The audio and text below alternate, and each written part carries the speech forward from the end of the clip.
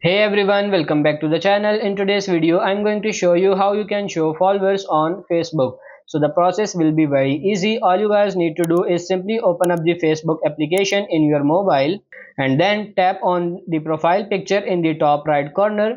Over here, what you have to do is you have to scroll down to the bottom, click on this settings and privacy and go for this settings. Now in settings, you have to scroll down until you find this option audience and visibility.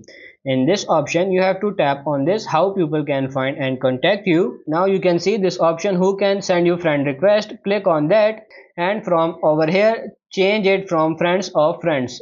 Once you do that, simply come back and then after that from over here click on this post. Now simply change this to public if it is on friends or anything else. Simply change all of them for public and now when you come back here, now simply go over to your profile and once you go to your profile click on edit and now from over here simply click on this edit on details and now simply tap on this save and that's pretty much it.